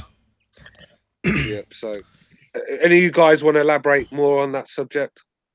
I got Joshua because Fury's been out for too long, and he in his last 3 victories don't match AJ's last 3 victories. So that's why. It's what have you done for me lately? And Fury hasn't done enough for me. Yeah, that's fair enough. I'm with apology fair on that enough. one. The way Povetkin got beat by AJ, if that Povetkin was in with what's his name, Fury would have boxed his head off, man. He would probably have a hard time catching him, bro. Because Fury is very good with short dudes, especially the size of Chisora. Yeah, they're not short. He's 6'9", so yeah, you know, yeah. Hold on, but still, his record is crap. Apart from Wilder, he's fought bombs. What AJ's fighting? He fought Chisora. Look, he fought Chisora. He has 3 No, good I'm talking about lately. Yeah, I know. Lately. I'm looking at the whole thing. I'm looking at the whole thing. He has 3 good wins. The draw, I'm considering a win. Wilder, Klitschko, and 2 times Chisora. Okay, but still, our rankings, are they based on their who has the best record, or is it on who beats who? Well, the Ring magazine.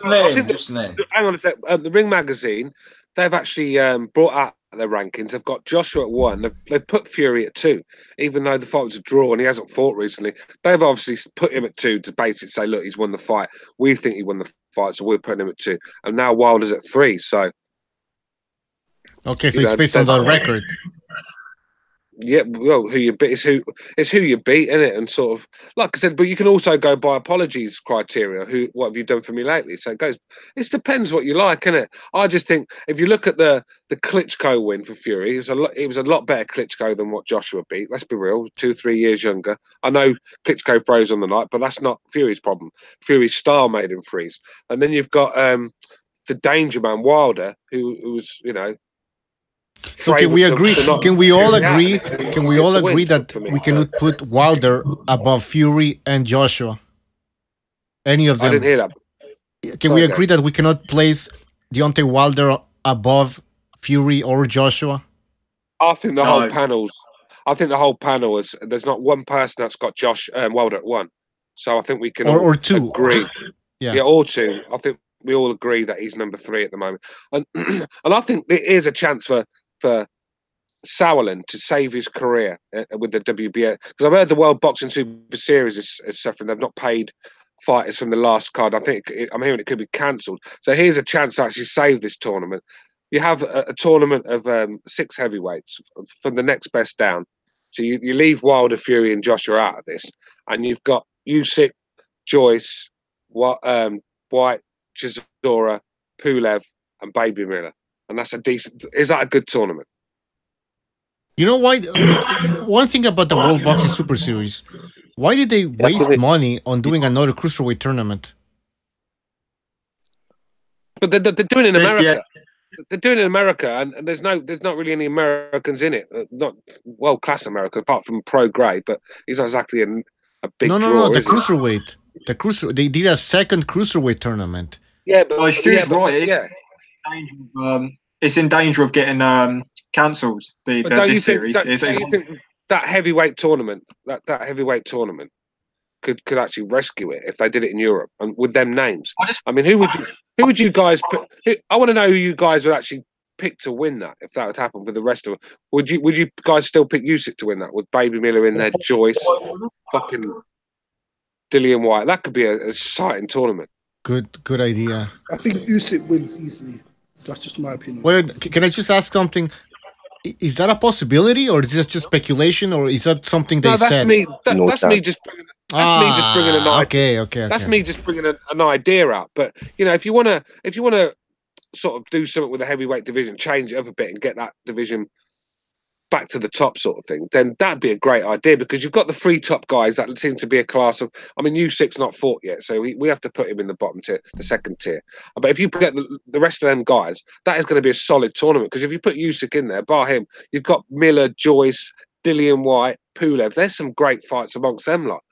That'd be. I'd love to watch that tournament, even though the top 3 guys are not in it. That tournament would be fantastic, and that could probably save the World Boxing Super Series, because in Europe that would do big numbers, pay-per-view fights, some of them.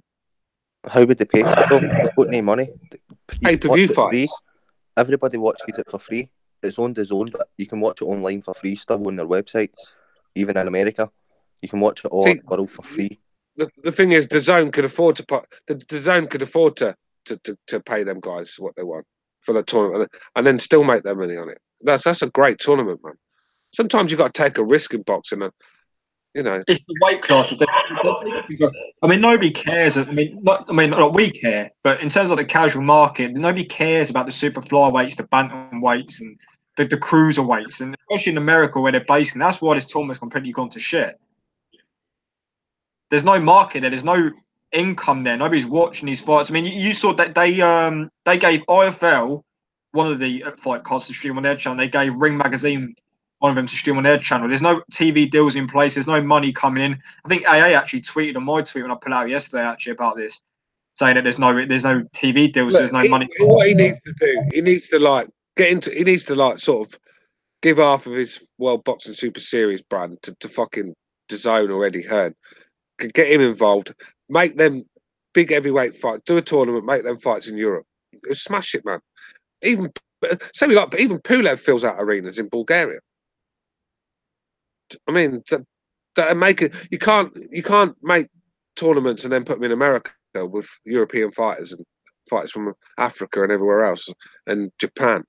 It's not going to happen, mate. They're not interested. Yeah. Speaking of heavyweights, Herkovich is fighting Kevin Johnson. I mean, I watched that.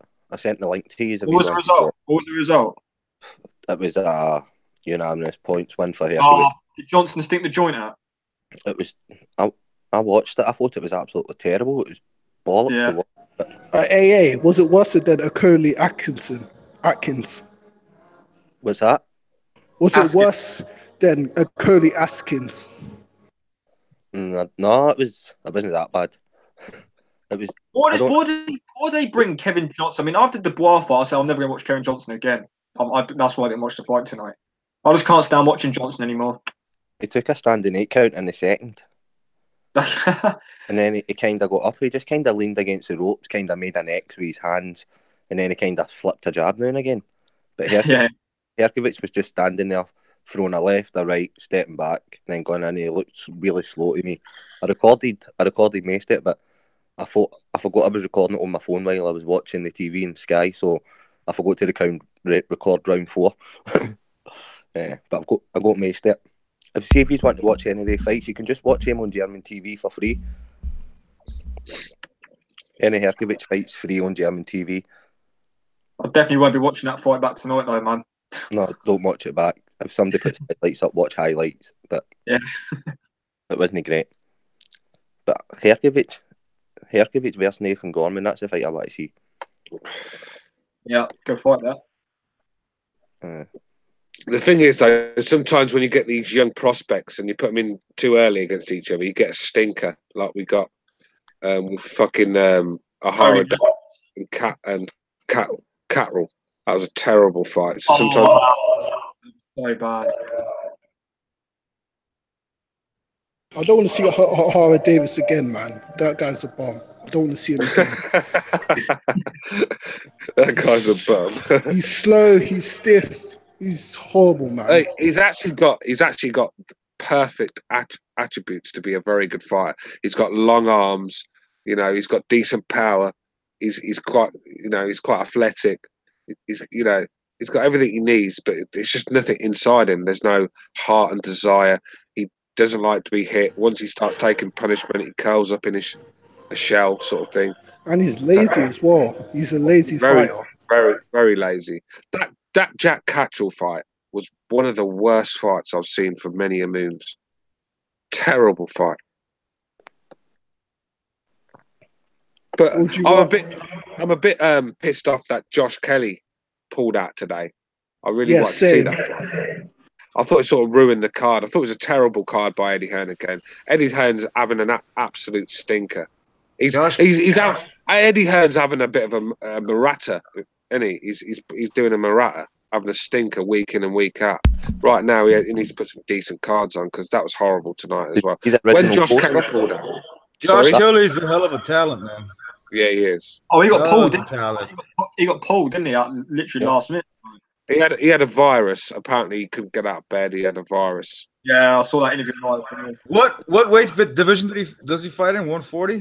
Welterweight. Yeah. Welterweight, 147. Yeah, he's one to be reckoned with, man. He's very skillful. He struggled with the weight, right? And there's rumors going around that he struggled with the weight tonight. Yeah, I heard Eddie Hearn might put him with Brook if he keeps struggling. Yeah, but you have to take into account if he's got a virus, you're going to struggle to make weight because it's hard to train. There's a lot of viruses going around in the UK at the moment. I know I've got one. I've had it for fucking ages. Is it Ebola?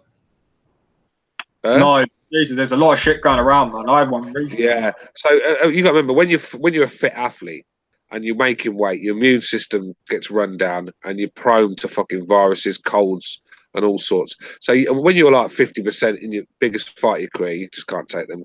But it ruined the card for me because I wasn't even looking forward to that Kell Brook fight. That's why I've not really mentioned it. I don't think anybody was. Sullivan was supposed to be on that and Dave Allen. The original poster was Sullivan and Dave Allen. I watched Spike fought last night. He fought in Ireland. I watched that as well. That was live on Irish TV. I'll tell you what, I thought Andy Lee was good addition to the commentary tonight. Say that. Yeah, he was good. Big Andy Lee. I mean, the thing with Carl Froch, he's so fucking doom and gloom. I mean, he actually makes you depressed. Frotch annoys me on commentary. Yeah. Usyk he can't. He hates Amir Khan. He never gives Khan any credit when he's commentating on his fights. Usyk actually said that he might not want to fight. He's not ready for somebody like Tyson Fury or Wilder at this moment. But AJ is fine with because of styles. From what Usyk said, from whatever he said, what it sounds like, not exactly word for word. I seen an interview with Usyk that was at the Loma last night, and they said to him, like, what do you think about the fight? And he said Fury won, and then they said, what about AJ, Fury, and Wilder? And he said Fury's too big for him and too quick. Wilder's got a punch, but he thinks he could beat Joshua.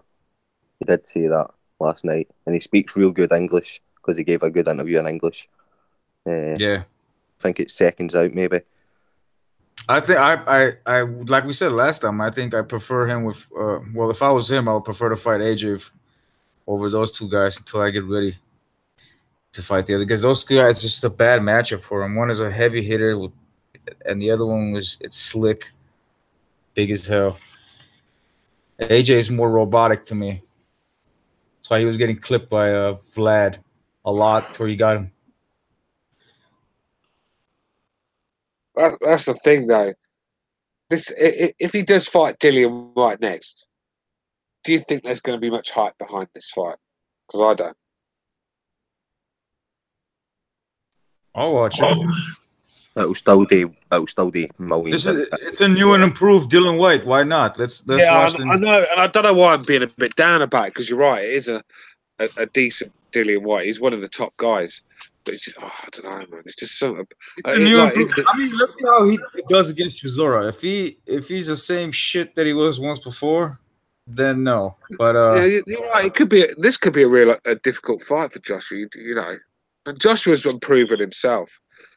So you know, it doesn't whet my appetite. It doesn't whet my appetite. If Chisora knocks out Dylan White, where does that put Tyson Fury? His resume. Where does this put him up? I mean, it's gonna go up a little bit higher, bro. Just think about it. Hey, Fury's the champion, so fuck with Chisora. He messed with Chisora big time, 2 times. What do you guys think AJ's thinking about now? Like, what's going on through his mind? He's like, Wilder and Fury getting all the attention now, when when AJ has 3 fucking belts.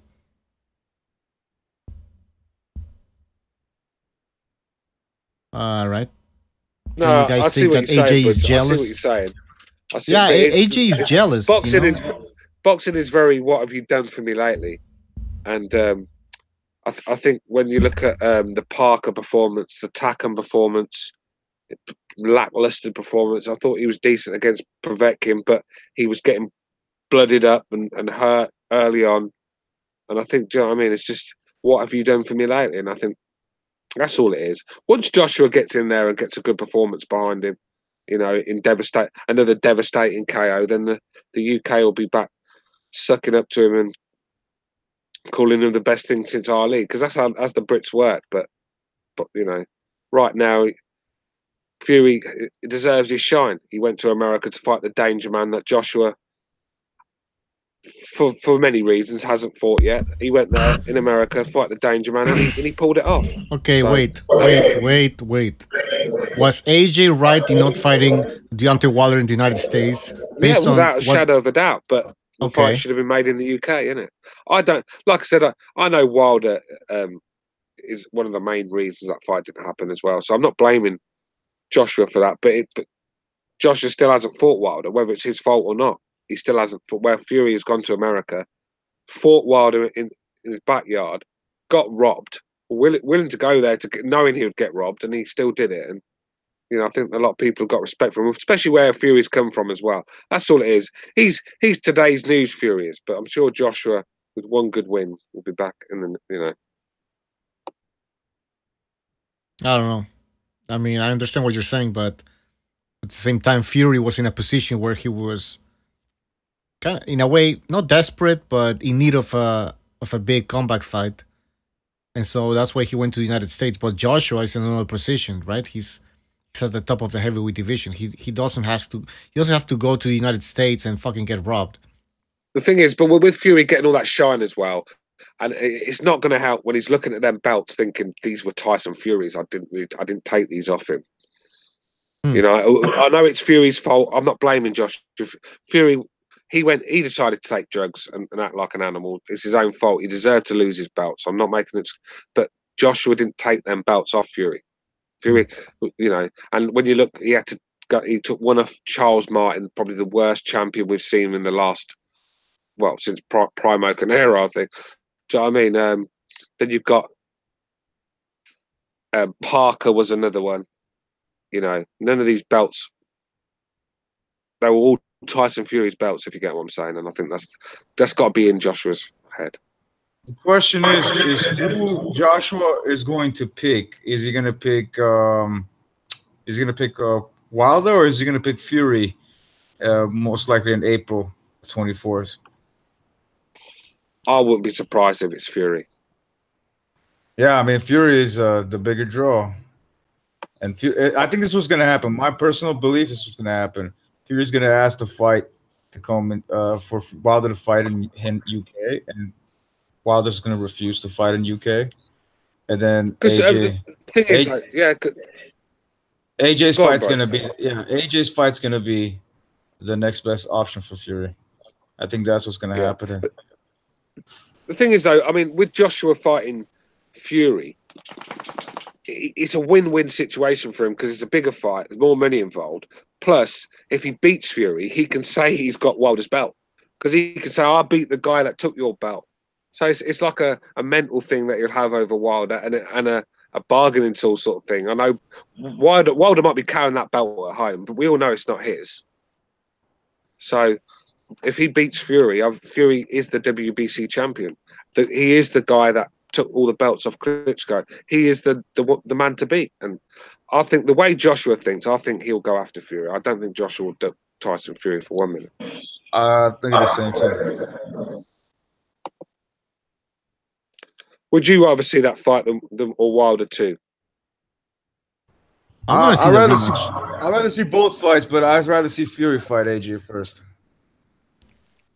Okay, but you rather see a rematch between Wilder and Fury first, right? Depends, man. What do you mean depends on what? UK, yes. If it's in UK, yes.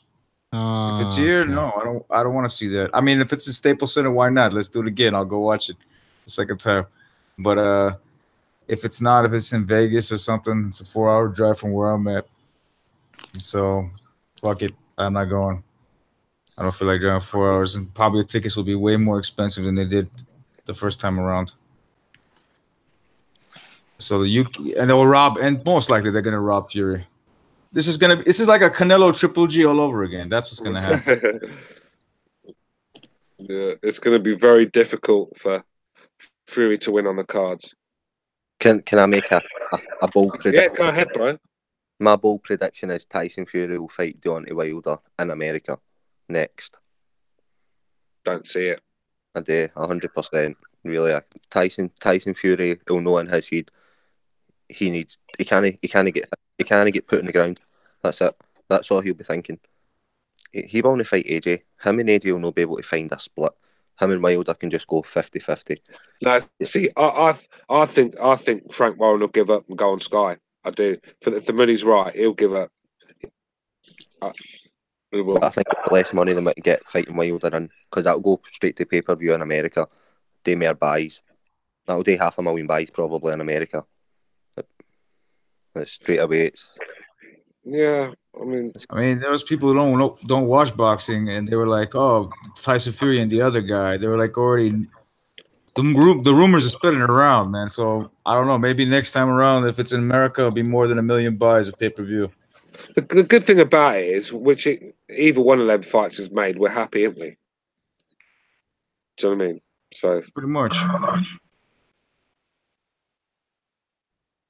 But Joshua, I think Joshua needs to be looking at one of them two guys next. I don't think Dillian White's going to cut it for me. Pulev certainly is not going to cut it. Joshua should fight Miller, man. Pulev just signed with Top Rank earlier today.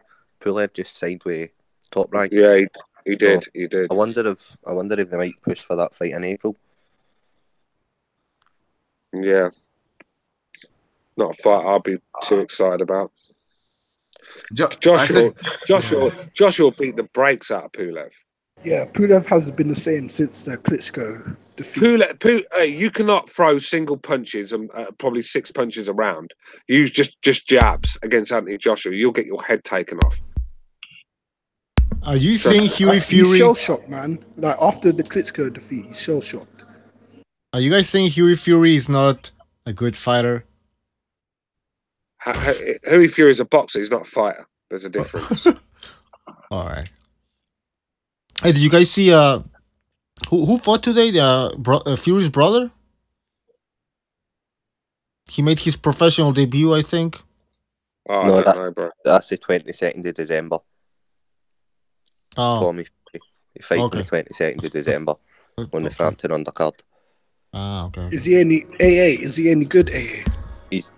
You wouldn't believe me, but he's not a boxer. He's a powerhouse. He's massive. He's just been dead weights. He's not a typical Fury. He trains with heart. See, Huey just doesn't have what Tyson has inside him. Nah. He just, when he needs to press a fight, when he needs to dig deep, there's just nothing there. It's just same old pace. It's like a little moped. Once you get to max speed, there's just no. You're doing 50 mile an hour, and that's it. You just there's nothing there, is there? And that's what it's like with Huey. He just can't up the gears. He can't change things up. It's just the same old 1-2 hold, and that's only going to get you so far. And you've got to have that fighting spirit, and I just don't think he has that. I mean, look at the Pulev fight. It was horrible. It really was. Hey, guys, I was going to say something. What do you guys think with the Wilder and Fury fight? Was that a classic fight or what? One of the classics of boxing history. Like heavyweight history. Say that again. Say that again, boxing style. I said, do you guys think that Fury and Wilder was one of the classic fights of history or what? Just the 12th round. That's it. Nah, man, come on, all around. That's perfect. Nah. It was decent. The 12th round was a classic. And that's quite good. Yeah, I mean, so you gotta say it is. No. Hold on. Boxing style. Yeah. Remove the 12th round. Is it a memorable fight? I mean, you can't say Klitschko's versus Klitschko's Fury wasn't that memorable. If you look at it that way. But you can't really say it was a classic because it was just one guy swinging and missing all night, and he landed a couple of times, but that was landed. It. You know? He landed. Yeah, but it wasn't like a Holyfield Riddick Bowe sort of fight, was it? Where it was back and forth, where they were getting rocked and getting up, and it wasn't that sort. It wasn't a. It just wasn't a. Can I ask you a question? Right, did Fury school Klitschko more than he schooled Wilder?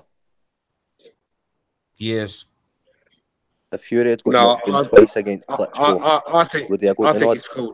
I think he schooled Wilder more than he did Klitschko. I think it's the other way around. I think it's the other way around. Twice against Klitschko. Do you think he would have won that fight if he'd got floored against Klitschko twice in Germany? No. As crazy as it might sound, that I think Klitschko is a much more better boxer than what's his name? Wilder. Wilder is just unpredictable. The difference is Klitschko brought a lot of it on himself because he didn't let his hands go. One thing Deontay Wilder did do, and that was let his hands go. Unfortunately for Deontay, he couldn't fucking land. You know what I mean? So it was Klitschko brought a lot of that on himself by just not throwing his hands. There was some good shots that Wilder landed. I was like, whoa. And Fury took it like in the first 5 rounds.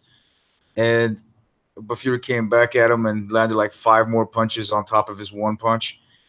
But, I mean, what Klitschko was like, every shot was a miss. And when he threw it, he got punished. He threw a jab, he got hit with a 1-2. Everything he threw, there was a punishment. That's why he was hesitant. That's why he was hesitant throwing his hands. But then again, Fury, that's 100% Fury. That was maybe not 100%. No fighters 100%, maybe 90%, I guess. And he was fighting with his jab hand out, sticking out, which he didn't do majority of the fight with Wilder, preventing him from throwing the right hand. and he was, I think, doing he was a southpaw the entire fight with Klitschko, if I'm not mistaken. This one he was switching up southpaw to orthodox, going back and forth. I think he's better off as a southpaw, but I'm not entirely sure that he was ready to do that. The thing is, when he goes into southpaw stance, he gets off balance and he comes square on quite a lot. When he's leading with his with the right hand, he comes square on, and that's a problem, especially when you're fighting Wilder. So for me, I wouldn't. He's not a natural southpaw. All right, yeah, you can do it against limited fighters, but I just think when you're fighting a guy with a massive right hand, especially the straight right down the pipe when he gets it right, the worst punch for a southpaw is a straight right down the pipe. True, so yeah. I just don't. Why would you play into a puncher's hands?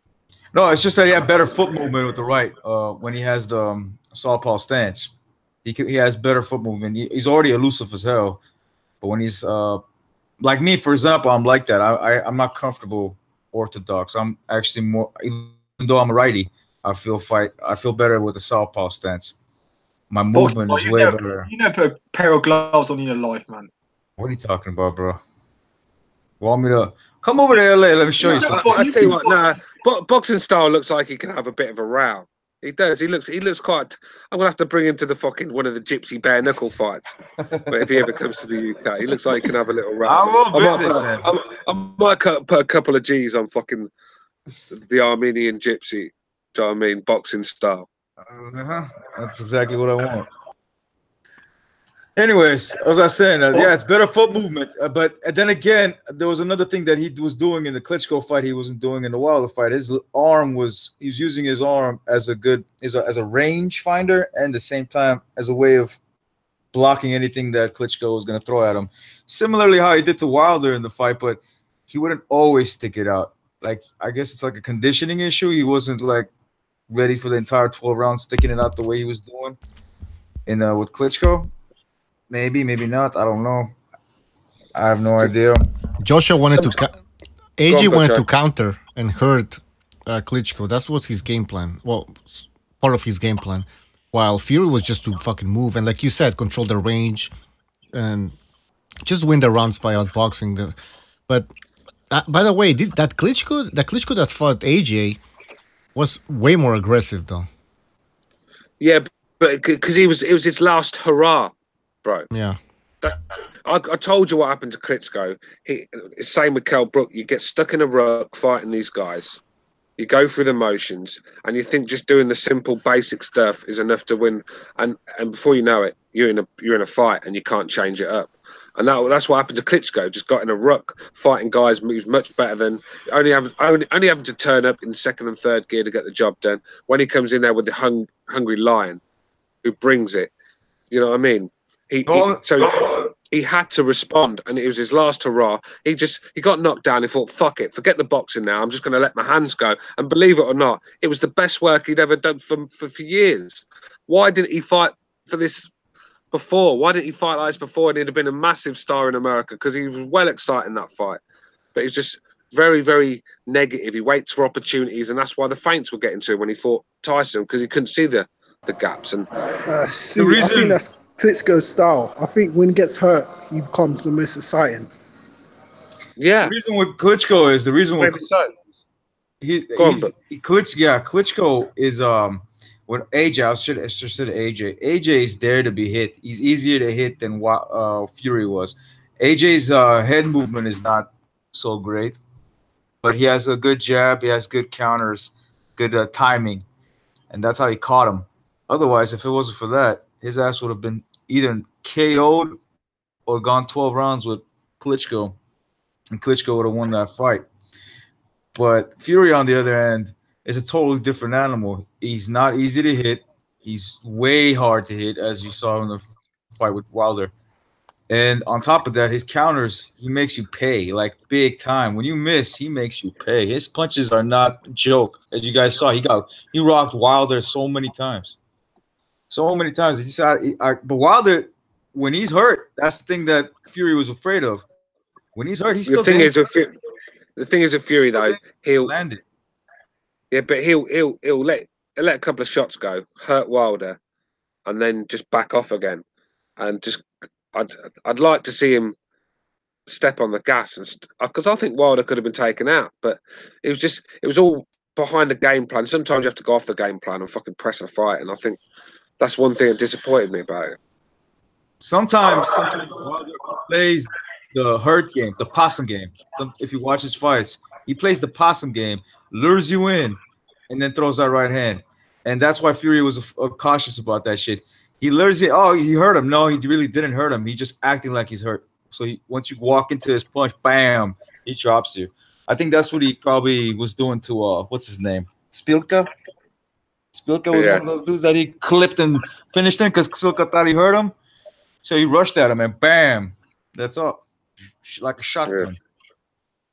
But like I said, Fury at short range should have done a lot more work, because that's where Wilder is just totally irrelevant. He just doesn't do anything at short range. You can't. I could keep saying it. He's useless on the inside. So just stay there. And I mean, obviously, getting there, you got to be careful getting there, because he could fucking land that right. But so you've got to be careful as well. But I just think dancing around at long range against Wilder is very dangerous. 36 minutes. So if they do rematch, I'd like to see Fury take the fight to Wilder, because Wilder looked he looked shook up, man, when Fury was taking it, putting it on him, shall we say? Are we the only two here, Cameron? Are you still here, Cameron? Yeah, I'm still here. Yeah, I'm still here. Get involved, bro. Get involved. Sorry, man, I've just got a drunk person on the phone. Give me 2 minutes. You got what? I've got a drunk person on the phone to me right now. That's why I was on mute. Oh, okay. Is your girlfriend? Is your sixth girlfriend? No, are you drugging her? Is he drugging her? That's what it is. He's doing the Bill Cosby. He's doing the fucking Bill Cosby thing. I've just hung up on him, man. It's pissed me right off. But what are you talking about? What are you talking about? The topic, current topic. Joshua Klitschko. The rematch. Oh, yeah. Shit. What about it? The rematch. How good each guy is gonna do. What? Don't worry about it, Cameron. Get back to your drug. Get back to drugging people. I want to ask the panel, what round would Loma take out Pedraza in? 8.